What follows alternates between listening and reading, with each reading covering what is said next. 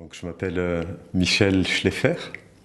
Je travaille pour un bureau d'études privé français où je suis en particulier chargé des affaires liées à l'environnement, la gestion des ressources naturelles et le développement territorial. En ce qui concerne l'atelier de capitalisation, je suis à l'origine de la conception, de la dynamique même à la fois pédagogique, méthodologique de cet atelier et de l'animation même de l'atelier.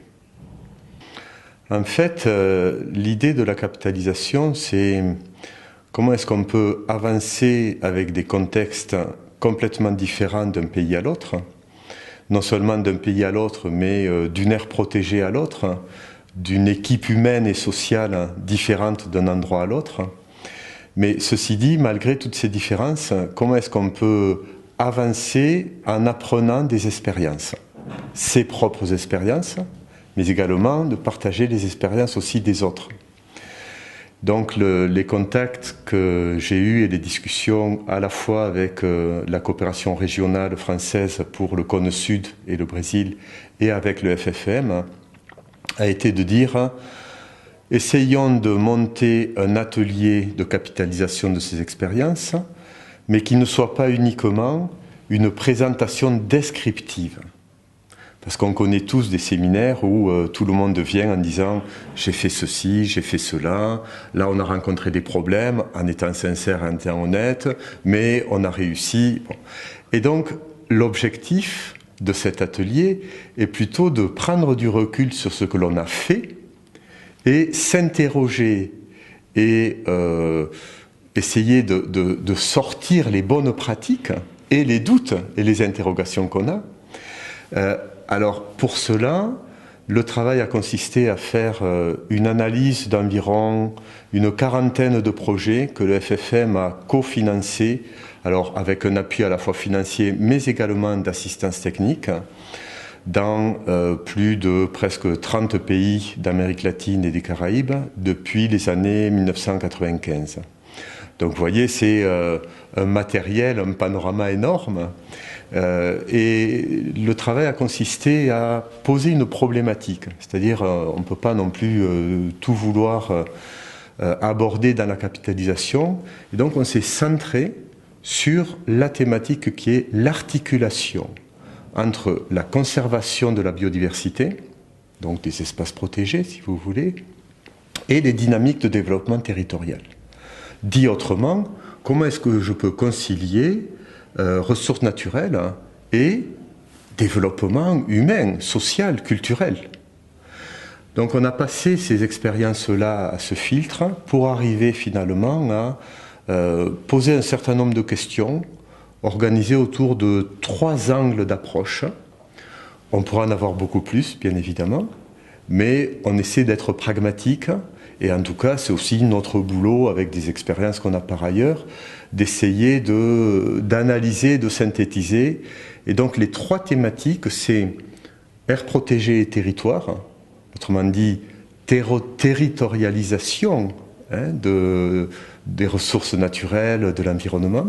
Comment ça vient s'articuler entre des logiques de conservation et des logiques d'aménagement du territoire, entre préserver et le développement des sociétés dans ce territoire. Donc ça, c'est une thématique qui a été travaillée. Une autre concerne les formes de gouvernance. Autrement dit, tout le monde évoque les questions de participation, mais la participation, c'est pas seulement un paquet global comme ça, il y a différents degrés. Donc nous avons travaillé sur comment est-ce qu'on s'y prend concrètement pour mettre en œuvre ces différentes étapes de la participation. Et le 3e point concerne la question financière, autrement dit, quelle forme de financement, que ce soit pour des objectifs de conservation ou pour des objectifs de développement. Encore une fois, vous voyez, toujours sur on va dire, sur ces 2 volets qui souvent sont opposés et que là, on essaye bien sûr d'articuler.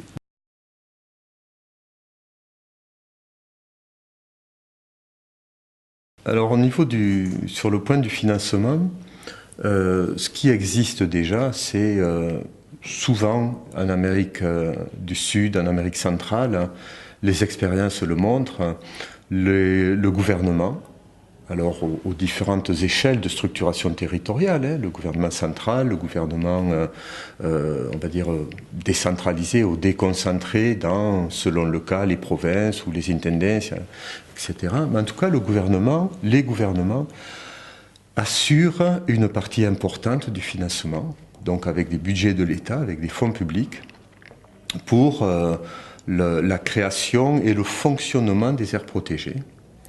En parallèle, on rencontre que souvent, globalement, la coopération internationale, que ce soit avec l'appui de coopération bilatérale, par exemple la coopération française, mais également des dynamiques multilatérales, je pense en particulier au Fonds mondial pour l'environnement, dans le cadre de la Banque mondiale ou des Nations unies. Donc, appui à l'installation, comme ici en Uruguay, d'un système national d'air protégé, souvent sur des démarches, on va dire, soit innovantes, soit expérimentales. Donc le fonctionnement est assumé sur des fonds nationaux, si on essaie de le schématiser un peu, et l'investissement ou l'expérimentation ou l'innovation avec des fonds internationaux. La réflexion va au-delà de ce constat, de dire comment est-ce qu'on pourrait s'y prendre pour mobiliser des sources de financement innovantes, tels que par exemple on connaît le système de la finance carbone, le mécanisme de développement propre, aujourd'hui spécialement sur des aires boisées, le mécanisme RED, maintenant RED+, donc de réduction des émissions de gaz à effet de serre issues de la dégradation des forêts ou de la déforestation. Donc vous voyez, ça c'est un autre volet sur lequel il y a déjà des expériences, mais qui méritent à être creusées et diffusées encore plus. Et puis, je dirais, là aussi, schématiquement, un troisième aspect dans ces recherches de financement, qui consiste à, alors, soit des avantages fiscaux. On connaît tous l'exemple des donations privées, individuelles, vous, moi, mais également d'entreprises, par exemple pour le Téléthon. Il y a d'autres expériences dans les différents pays sur des thématiques telles que l'éducation ou la santé. Voyez.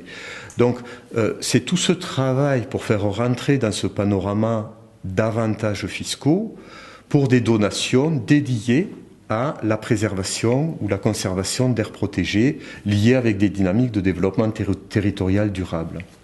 Donc ça c'est un autre volet.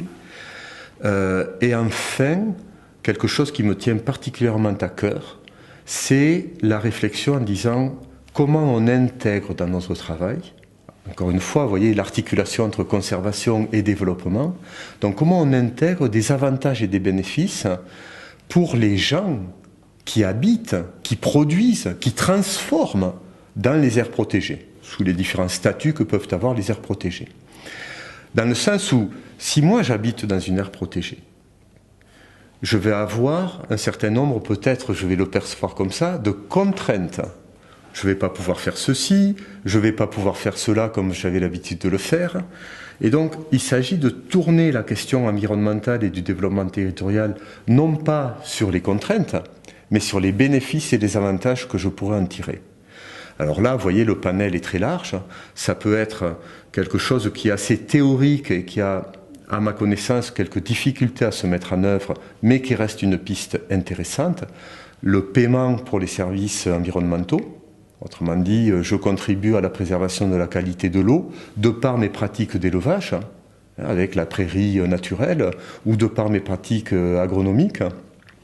Donc, comment est-ce que je peux prétendre à être, on va dire, quelque part, payé en retour de ces efforts, puisque c'est pour du bien public à partir d'une initiative privée. Donc ça, c'est une piste. Une autre étant un label ou un sello de calidad qui permet de reconnaître et de différencier les produits issus d'une aire protégée parce que j'applique encore une fois des pratiques, des bonnes pratiques agronomiques, d'élevage, touristiques, vous voyez qu'on peut les décliner artisanales dans les différents secteurs d'activité économique ou socio-économique, et donc de travailler à l'émergence de marques ou de labels permettant une valeur ajoutée de par la qualité de mon produit.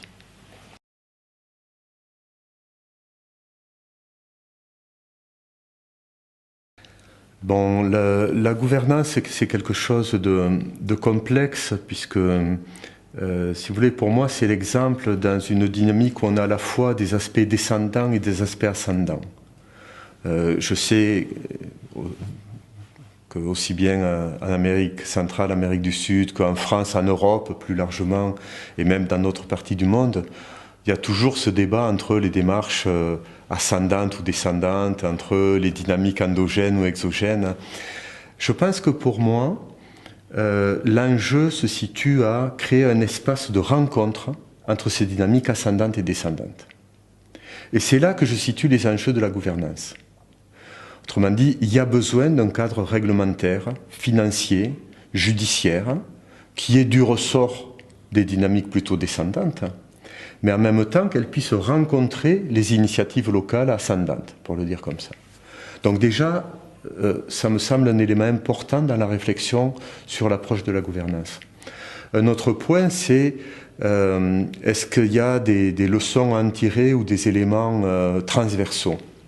Je crois qu'il faut avancer modestement, sereinement et avec beaucoup de déterminisme en même temps, ou de détermination plutôt, en disant que chaque cas est particulier.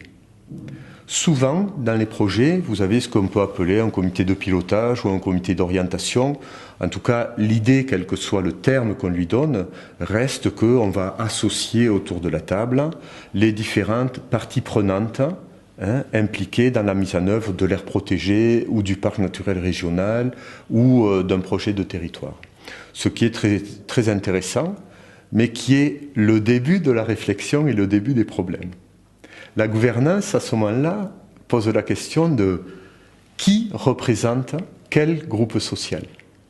Comment est-ce que je puis me garantir qu'il y a un bon niveau de représentativité ?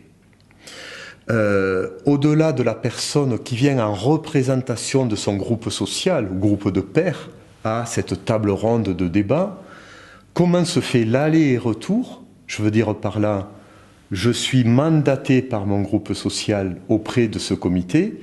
Avant d'aller au comité, ce n'est pas mon opinion, mais c'est comment je construis une prise de position au sein de mon groupe de pairs. Et je viens ensuite, comme porte-parole, si vous voulez, mandaté par ce groupe de pairs à la table comité d'orientation ou comité de pilotage.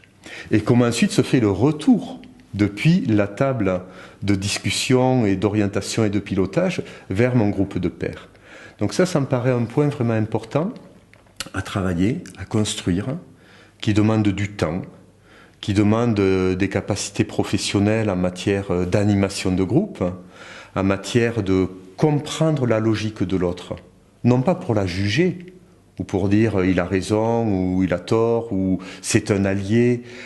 On est moins dans une relation de rapport de force, plutôt que d'une construction collective d'un accord sur construire du consensus, mais qui ne soit pas du consensus par le bas sur le dénominateur commun le plus faible. Donc vous voyez, il y a tout ce jeu-là qui est très compliqué. Il y a quelques expériences, je pense à certains projets au Guatemala ou en Colombie, où cette notion de la gouvernance me semble vraiment intéressante en ce sens où il y a comme un pacte social, où la personne prend un engagement, et un engagement qui soit vinculant. Ce n'est pas un engagement uniquement pour dire « je m'engage à ». Et cet engagement-là, il est pris devant son propre groupe social. Donc on s'appuie, vous voyez, sur, on va dire, de la régulation par son groupe de pairs. Alors, je ne dis pas que c'est vers ça, que c'est l'idéal, qu'il faut faire ce modèle-là partout. Simplement pour donner un exemple comme quoi on peut arriver vers ces formes-là de gouvernance.